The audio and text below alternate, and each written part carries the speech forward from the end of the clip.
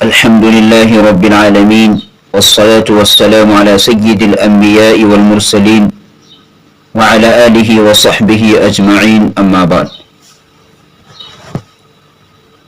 معزز سامعین کرام، عزیز نوجوان دوستوں اور میری عزت دار ماں اور بہنوں، ہر نیا سال ہماری زندگی کا بہت سا قیمتی سرمایہ ہم سے چھین کر لے جاتا ہے اور ہم اسے دیکھتے رہ جاتے ہیں. یہ جو اللہ تبارک و تعالیٰ نے نظام بنایا ہے دن کی اور رات کا، ایک دن جاتا ہے، رات آتی ہے، پھر رات جاتی ہے، دوسرا دن نکلتا ہے. اسی طرح یہ جو نظام بنایا ہے کہ ایک ہفتے کا آغاز ہوتا ہے، پھر اس کا اختتام ہوتا ہے اور نیا ہفتہ شروع ہوتا ہے. اور اسی طرح جو اللہ تبارک و تعالیٰ نے مہینوں کے آنے جانے کا نظام بنایا، اور اس سے آگے بڑھ کر جو اللہ تعالیٰ نے زمانے کو سالوں میں تقسیم کیا، ایک سال گزرتا ہے اور ایک نیا سال آتا ہے.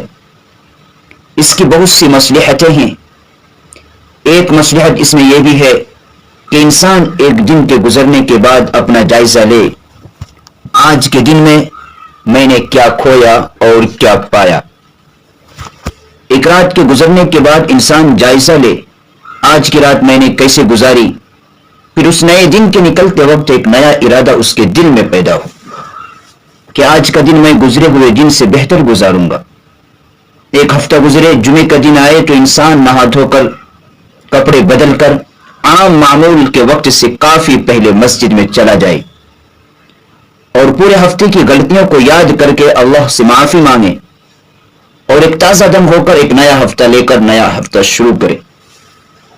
اللہ اس ہفتے کو میں پچھلے ہفتے سے بہتر گزارنا چاہتا ہوں، اس کی دعا بھی کرے اور کوشش بھی کرے. جب مہینہ ختم ہو اور نیا مہینہ شروع ہو تو پھر ایک موقع ملتا ہے اپنے جائزے کا، اپنے حساب کا، استغفار کا اور ایک نئے عزم و ارادے کے ساتھ زندگی کو شروع کرنے کا. یہ جو کہا جاتا ہے کہ جب رات آتی ہے تو اللہ تبارک و تعالیٰ نئے سرے سے بندوں کے قریب آ کر بندوں کی طرف متوجہ ہو کر اعلان کرتے ہیں کہ ہے کوئی توبہ کرنے والا جس کی میں توبہ قبول کروں. اس کے پیچھے یہ راز ہے کہ اللہ کو اپنے بندوں اور بندیوں سے اچھی امید ہے.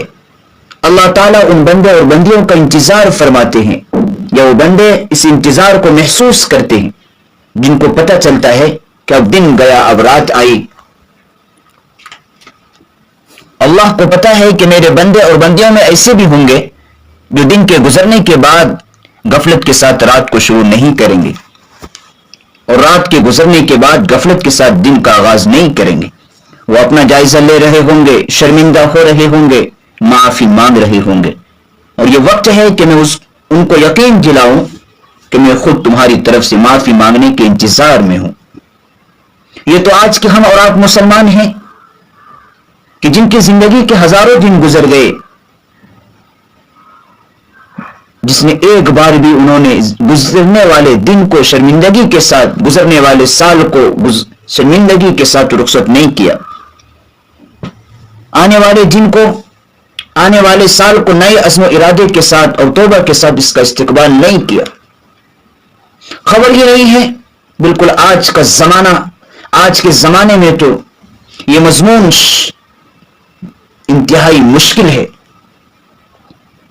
کیونکہ ہماری ایسی غفلت کے ساتھ زندگی گزر رہی ہے، ایسی کیفیت کے ساتھ زندگی گزر رہی ہے کہ جس کے 60 سال زندگی کے گزر گئے، اس نے شاید ایک مرتبہ بھی نہ سال کے گزرنے پر جائزہ لیا ہے، نہ مہینے کے گزرنے پر جائزہ لیا ہے، نہ ہفتے کے گزرنے پر جائزہ لیا.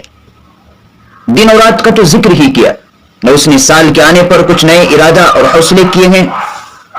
یہ وہ زمانہ ہے کہ جس زمانے کے مسلمان تو اللہ کے اور اللہ کے رسول کے بنائے ہوئے سال کو سال نہیں مانتے، وہ تو کسی اور کے رواج دیے ہوئے سال کو سال مانتے ہیں. اسی لیے جب وہ سال شروع ہوتا ہے تب ایک دوسرے کو مبارکباد دیتے ہیں، میسج بھیجتے ہیں اور نہ جانے کیا کیا خرافات کرتے ہیں.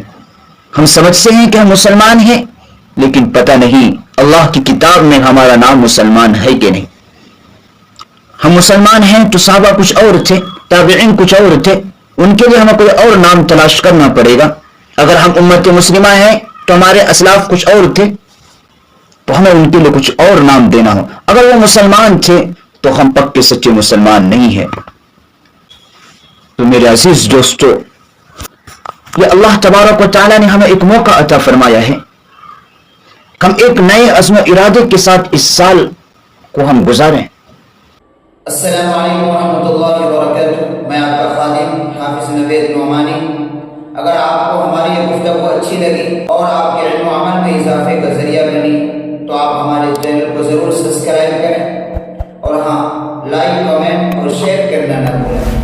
آپ جوائن کے بٹن پر کلک کر کے آپ ممبرشپ لے کر ہماری حوصلہ افزائی بھی کر سکتے ہیں. جزاکم اللہ خیر. السلام علیکم.